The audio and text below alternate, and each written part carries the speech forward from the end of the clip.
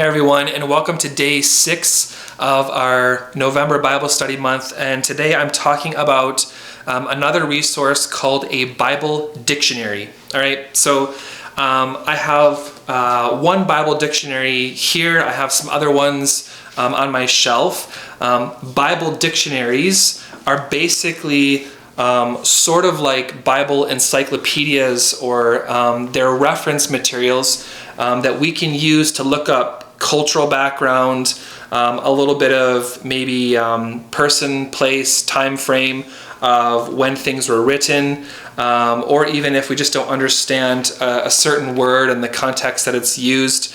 And so, for instance, I'm just going to, again, open up to a random page here, and the word that I'm looking up here is house. And so what it's going to do is going to give me a bunch of information, as much helpful information about what a house is in the Old Testament, what it looks like in the New Testament. There's actually like a little map here inside of like what a customary house looks like, the parts of the house, different places where this concept or this word is used in the Bible, and how it differs or how it's the same, the archaeology behind that. So it's just going to give me as much information as possible on that specific word. And then let's say I'll jump to another word here, like an actual name like Huldah, who was a prophetess in the Old Testament, and it's going to give me information about who Huldah was and what she did and where she was located in the Bible. The other thing that a Bible dictionary is going to give me is it's actually going to give me also some textual criticism. Now, textual criticism is I would say a form of literary science, and so it actually looks at the text for its accuracies or its variances, and also its historical accuracy, its accuracy to the author, and if the author actually wrote that book or maybe portions of that book of the Bible. And so that a Bible dictionary often includes that as well. So how do you use this when you study? This is probably one of the more easier forms of study tools to use. So let's say you're studying the book of Philemon.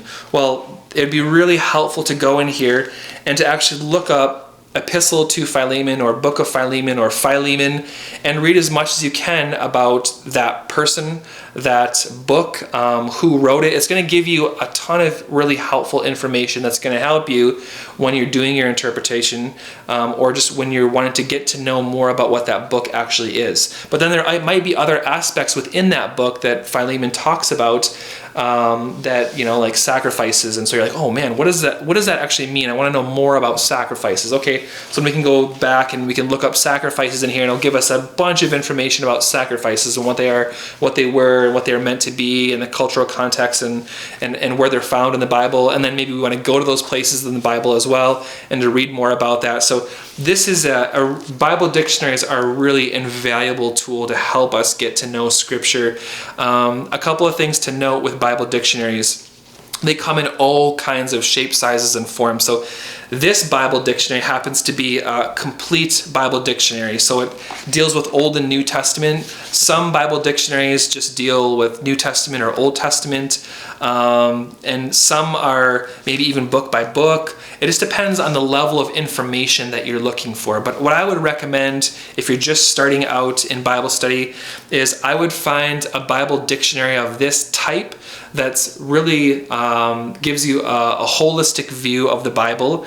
And then if you want to go even deeper to that, then you can start adding to your resources Bible dictionaries that are a bit more complicated in nature. And then the other thing to remember about Bible dictionaries is that they are usually compiled by a bunch of different authors, and sometimes they're written by just maybe certain people, but they do have a little bit sometimes of interpretation in these, or they have a slant, or a certain perspective of something that you need to take with a grain of salt. And so sometimes it's good to have a couple of different Bible dictionaries, because there will be certain things that you'll look at. And so let's say, for instance, the book of Romans, there will be some Bible dictionaries that you look at, and their portions of textual criticism will say, well, Paul didn't write the book of Romans, even though in the beginning of Romans, Paul attributes himself as the author. So you have to take those kinds of things with a grain of salt, and it'll usually explain why they thought Paul didn't write Romans. Or some will say, oh yeah, of course Paul wrote Romans, but that's why it's good to have a couple of different voices when it comes to Bible dictionary. And when you're looking through these, don't take these as being just sort of straightforward truth. You need to weigh and measure out, and just remember this is an extra biblical resource. It's not the Bible itself, it's not inspired. This is a human perspective of the Bible and a human perspective of the information of the Bible as well. Okay, we'll see you guys in the next video.